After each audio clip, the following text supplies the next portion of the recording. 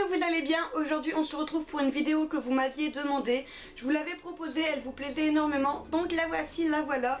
Je vous parle de tout mon matériel de coloriage mystère et également ma nouvelle façon de colorier qui ne laisse vraiment plus beaucoup de traces. Donc je blablate pas trop longtemps parce que forcément j'ai plein de choses à vous montrer et on commence tout de suite. Forcément je commence cette vidéo avec, oh oui, ma collection de coloriage mystère. Donc j'en ai un paquet, j'adore ça, mais je vais pas vous mentir, c'est souvent les mêmes que l'on retrouve. Je vais vous expliquer tout de suite pourquoi. En premier, on a forcément celui-ci, le tome 1, que j'ai acheté vraiment au tout début et que j'adore. Je crois que c'est réellement mon préféré, c'est du moins celui que j'ai le plus utilisé, je l'adore, j'adore vraiment les dessins. Absolument tout le matos sera en barre d'infos, donc n'hésitez pas à aller voir, moi j'achète tout sur internet. Donc niveau magasin, je ne sais pas du tout lesquels les font, mais en tout cas je vous mets le lien de là où moi je l'achète. Donc voici pour le numéro 1. J'ai ensuite enchaîné avec le numéro 2, c'est celui que j'ai le moins utilisé tout simplement parce que j'ai acheté le 2 en même temps que le 3 et j'adore le 3. Mais voilà, il est vraiment très bien, il y a aussi des très beaux coloriages dedans et c'est vrai que je devrais un petit peu plus m'y mettre parce qu'il y en a des vraiment très jolis. Le tome 3, forcément, le voici, le voilà, il est top, je l'adore, j'adore les dessins qu'il y a dedans, ils sont vraiment très beaux, ils sont vraiment très originaux et en plus j'adorais la couverture avec la petite Alice. C'est toujours la même collection, vous le verrez, c'est clairement ma collection de coloriage préférée.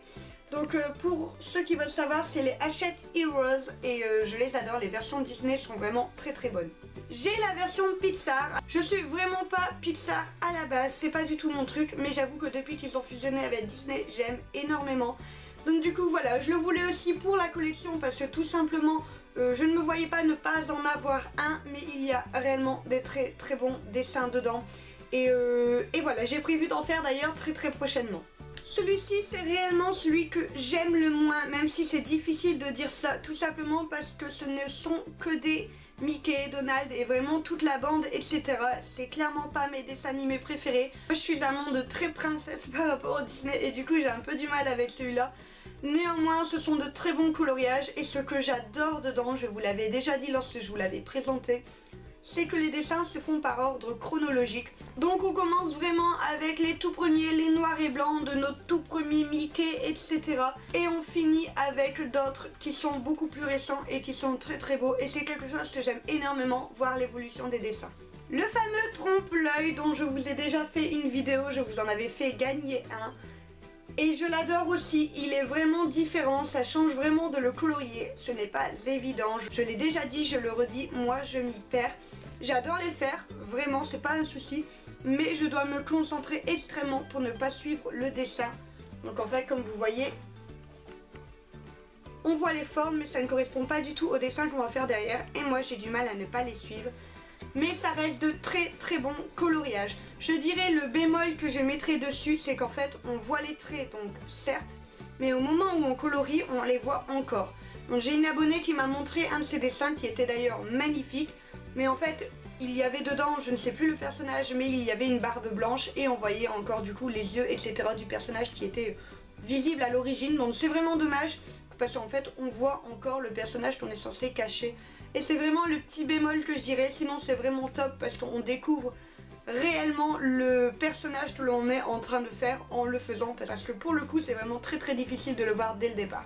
Toujours dans la même collection, je m'étais acheté celui-ci. Donc vous ne l'avez sans doute jamais vu sauf quand j'ai fait ma vidéo de présentation. Je n'en ai jamais fait en deviner qui s'y cache, tout simplement parce qu'en fait ce ne sont pas des personnages Disney, donc je trouve que le jeu est beaucoup moins drôle et moi je veux continuer ce jeu par rapport à Disney. C'est vrai que ça permet aux abonnés qui sont accros à Disney de pouvoir du coup en discuter et c'est vrai qu'après souvent j'ai des petits MP, c'est toujours très sympa. Celui-ci est très bon, je dirais que ce qui m'a totalement calmé c'est qu'en voyant ça, je m'attendais à un coloriage mystère d'animaux et en fait dedans il doit y en avoir même pas une dizaine. En fait c'est beaucoup de monuments, de scènes de vie, donc je vais vous montrer, vous allez mieux comprendre. Donc voilà l'exemple parfait, nous avons notre gorille ici qui est magnifique et après nous avons des scènes de vie, donc tout ce que je n'aime pas. Donc quelqu'un qui joue au tennis, quelqu'un qui fait du surf. Alors après oui il y a de très beaux paysages etc. Moi c'est pas trop ce que j'aime colorier, donc je trouve que c'est vraiment dommage. Il y en a des très beaux, les dessins sont vraiment magnifiques, mais moi c'est vraiment pas mon trip. Je dirais que là-dedans, mon préféré, sortez de loin celui-ci, le petit renard que je n'ose toujours pas faire. L'avantage de celui-là, c'est qu'il y a des dessins qui font 2 pages, donc ça permet vraiment de faire des gros coloriages. Mais voilà, il est magnifique, mais malheureusement, c'est franchement pas ce que je préfère colorier. Dans la même collection, mais version mini, je vous l'avais déjà présenté lors de mon premier haul coloriage mystère, nous avons celui-ci. Donc j'adorais le personnage de la couverture, mais le problème c'est que c'est la même chose, c'est beaucoup des scènes de vie, donc moi c'est des choses que je n'aime pas colorier. Et en fait le gros défaut de celui-là, c'est que les numéros sont écrits du coup en tout petit et on n'y voit rien du tout. Donc voilà, pour vous faire un exemple, je sais pas si vous allez bien voir, mais ça donne ça. Pour vous dire, ma maman là, et elle a dû acheter une loupe parce que tout simplement on ne voit rien du tout. Moi qui ai des problèmes de vue, je ne vois absolument pas. J'ai déjà beaucoup de mal à voir la différence entre un 8, un 3, un 1, un 7 en temps normal, mais là avec ça c'est impossible. Le 3 et le E majuscule pour moi sont des grands mystères, je ne vois pas du tout la différence. Là ils sont écrits en tout petit, c'est impossible pour moi de me concentrer dessus. Donc voilà, c'est vraiment le gros bémol. C'est très pratique parce qu'il est tout petit, on peut l'emmener partout, etc. Mais au niveau des numéros, si peut-être que vous allez aimer, je ne sais vraiment pas, mais moi j'avoue qu'il ne me convient pas du tout. Donc regardez, il n'y en a quasiment aucun fait dedans. Les seuls qui ont été faits en fait, c'est Erwan qui les a fait, donc le petit que j'ai garde au soir. Parce que moi, ça ne me correspondait pas. Et pour finir, j'ai tenté celui-ci d'une autre collection. Donc c'est la collection Hachette Jeunesse, donc ce sont les Marvel. J'adore les Marvel et je voulais vraiment découvrir ce que ça donnait. Je trouvais ça vraiment intéressant de pouvoir en faire, mais je n'aime pas du tout comment c'est présenté. C'est-à-dire qu'en fait, il y a des zones qui sont déjà faites et on découvre en 2 secondes qui s'y cache. Voilà, quand on voit ça, on sait parfaitement de qui on parle. Vous, en vidéo, vous êtes toujours très doué pour les retrouver, etc. Je peux absolument pas mener le moindre jeu avec ce genre de coloriage, malheureusement, parce que tout se voit dès le départ et c'est vraiment dommage. Donc j'avoue, je ne les ai pas faits. Ils sont aussi beaucoup plus simples, donc je pense que pour un enfant, ça conviendrait vraiment bien. En même temps, j'ai envie de dire Hachette Jeunesse, j'aurais dû m'en douter un petit peu. Mais voilà, je pense que pour un enfant, ça peut être vraiment un très bon coloriage. Voilà pour mes coloriages mystères, ça c'est terminé et je trouve que c'est déjà pas mal parce que le temps que je les termine, il faut y aller le bon cœur, sachant qu'ils en ressortent régulièrement. Donc pour le moment, je ne compte pas en acheter de plus, à part forcément s'ils en sortent des nouveaux de Disney. Je vais passer tout de suite à mon matériel pour colorier. J'ai commencé avec cette petite mallette là que j'adore réellement. Ce sont les Faber-Castell, ils sont très bons. Il y en a 60 là-dedans, ils sont vraiment très bien, ils ne font pas de traces, à part au début, quand la mine est très pointue et plutôt sèche, j'avoue qu'il faut les casser un petit peu. Donc moi en fait quand j'ai vu ça, j'étais franchement pas trop ravie de les avoir achetés au final. Et en fait j'ai tout simplement pris une feuille et j'ai un tout petit peu écrabouillé la mine en fait pour tout simplement qu'elle se fasse. Et à partir de là je n'ai eu plus aucun souci et j'avoue que j'ai énormément colorié avec. Il fonctionne encore, il y a quelques crayons qui ont rendu l'âme, forcément on en utilise toujours plus les uns que les autres. Mais voilà, c'est une très bonne mallette. Et au niveau des teintes, il y en a vraiment énormément. Et j'avoue que tout ce qui est carnation de peau, j'adore utiliser ceux-là. Je trouve qu'ils sont vraiment très bien. Il y a aussi une grande variété de marron et de vert qui sont vraiment très sympas. Et vous savez que pour les coloriages, il en faut toujours énormément. Donc ils sont vraiment très sympas. Ça a été mon premier coup de cœur en termes de feutre par rapport au coloriage mystère. Parce que forcément une palette de 12 crayons, ça ne fonctionne pas du tout. Niveau différence de carnation, etc. Et celle-ci, je l'adore. J'adorais le packaging, la petite mallette. J'avoue que c'est franchement mignon. Et ce qui est bien, c'est qu'on peut les accrocher. Donc voilà, comme vous voyez, ils sont accrochés et peuvent se décrocher en fait par rapport au capuchon. Ça paraît pas grand chose, mais c'est très pratique quand on prépare ses feutres pour faire le coloriage.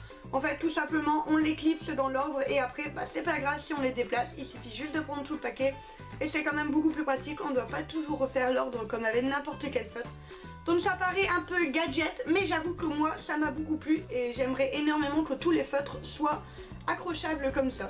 Quand j'ai voulu changer de palette de feutres, je me suis tout simplement tournée vers les Stabilo parce que c'est une marque que j'adore et j'avais vraiment très envie de les tester. Ce que j'adore dedans, c'est leur pigmentation, je le dirais 120 fois par jour si je le pouvais. J'adore la pigmentation de ces feutres, elles sont vraiment très intenses et la couleur est vraiment top. Pour moi, je n'arriverai pas à dire si je préfère cela ou si je préfère du coup la mallette de Faber-Castell. Je les adore vraiment tous les deux. Ici, je pense que c'est surtout un coup de cœur par rapport à la marque. J'adore Stabilo. Mais j'avoue que les deux sont top, les deux se complètent. Je pourrais absolument pas vous en conseiller un plus que l'autre. Parce que j'ai autant adoré colorier avec l'un qu'avec l'autre. Je ne peux pas vous dire non plus par rapport à la longévité, tout simplement parce que cette mallette là est beaucoup moins vieille que l'autre mallette. Je n'ai pas fait le même nombre de coloriages, donc je ne saurais pas vous dire, mais les deux tiennent très très bien dans le temps.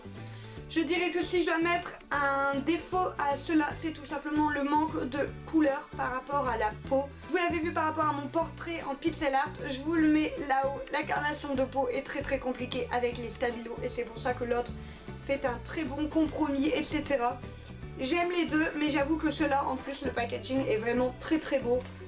Les deux se valent, c'est vraiment une question de préférence je pense, et je pense que vous devez tester les deux pour voir lequel vous préférez. Pour le contour en noir, j'ai très longtemps utilisé les feutres, donc les feutres de la Faber-Castell, les feutres des Stabilo, et en fait tout simplement j'ai fini par me tourner vers mes éternels Paper Mate. Vous allez vraiment croire que j'ai des parts de marché avec eux, mais je vous assure que non. En fait, donc ce sont les pointes du coup moyennes et je fais mes contours du coup avec cela. Quand c'est des tracés un peu plus grands qu'il faut du noir, j'utilise les feutres. Forcément, je ne vais pas colorier avec cela. Mais j'avoue que pour les contours, j'utilise toujours cela, tout simplement, parce qu'ils sont beaucoup plus précis. Un feutre reste un feutre et au bout d'un moment, la mine s'écrase un petit peu et la précision est moins présente. Qu'avec ça, il n'y a vraiment aucun souci, la mine ne bouge pas, j'ai envie de dire. Les seuls moments où ça ne fonctionne plus, ça ne fonctionne plus, il n'y a plus d'encre. C'est plus long, je vais pas vous mentir, c'est réellement plus long de faire le contour avec une toute petite mine. Donc il faut en fait, pour le contour, il faut faire le contour du contour et colorier à l'intérieur du contour. Je vous laisse deviner le temps que ça prend, mais le résultat est quand même magnifique par rapport à un feutre qui n'est pas précis, qui a des côtés un peu arrondis, qui dépassent, etc. Ça c'est vraiment top. Vous pouvez continuer au feutre, c'est absolument pas un problème, mais j'ai envie de dire, cela c'est vraiment par rapport à la qualité de votre coloriage. Après forcément moi je prends Faber-Castell parce que j'adore cette marque comme d'habitude. Si vous préférez d'autres crayons, il n'y a absolument pas de problème. Donc comme je l'ai dit, c'est une mine M. Je pense que ça équivaut à un 0,8, quelque chose comme ça. Ils sont top, je les adore. Donc maintenant, sans plus attendre, je vais vous montrer la façon que je colorie. J'espère qu'elle vous plaira. N'hésitez pas à me mettre en commentaire ce que vous en pensez. En tout cas, je suis vraiment ravie de pouvoir vous la montrer. Donc c'est parti. C'est parti pour vous montrer comment je colorie. Donc j'ai utilisé un coloriage mystère que le petit loulou que je garde ce soir avait déjà commencé et qu'il n'a pas envie de finir. Comme ça m'évite de le gâcher. Je le finis moi-même. Et j'en profite pour vous montrer la technique. Donc j'ai pris deux couleurs pour vous montrer parce que forcément je vais pas vous faire tout le coloriage, ça prendrait beaucoup trop de temps et c'est inutile. Donc avant je coloriais vraiment, en fait je faisais la forme, par exemple je vais vous montrer. Donc je prenais mon petit F juste ici. Je coloriais à l'intérieur en fait, tout simplement. Petite partie, il n'y a aucun souci, ça ne fait pas beaucoup de traces, mais sur les grandes, tout de suite, on les voit un peu plus. Ma nouvelle façon de faire est légèrement différente. Au début, elle commence pareil, on fait le tour. Tout change, on va faire des lignes. On va faire des lignes toujours dans le même sens, soit comme ça, soit comme ça. Tout dépend comment vous êtes à l'aise en fait avec votre poignet, dans quel sens vous le préférez. Ce qui est mieux, c'est de faire l'intégralité du coloriage en faisant les traits toujours du même sens. Et en fait, tout simplement, on va faire nos petits traits les uns après les autres. Quand j'ai un petit trou comme ça, je le complète. Dès que ça se sépare, je fais une partie, puis l'autre. Je vous remonte sur une partie un peu plus grande.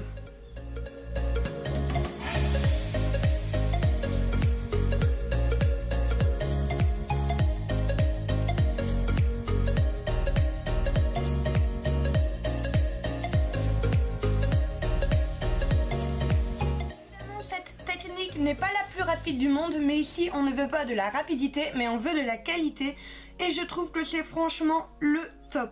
Vous pouvez faire des lignes comme ça, mais vous pouvez aussi les remonter à chaque fois. Personnellement, je ne suis pas fan de cette méthode parce que voilà, on laisse toujours des petits points et forcément on repasse à des endroits. Donc je préfère vraiment faire un trait du haut vers le bas et toujours reprendre de cette façon là, ou si vous préférez d'un côté à l'autre.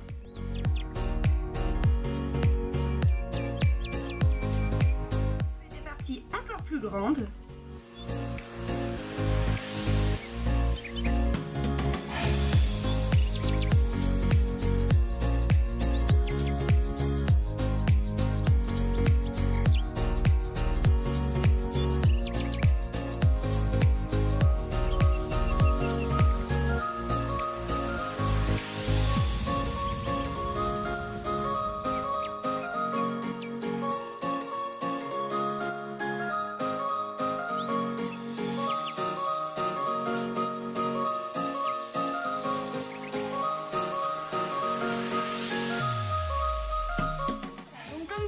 Au niveau des traces, c'est vraiment diminué.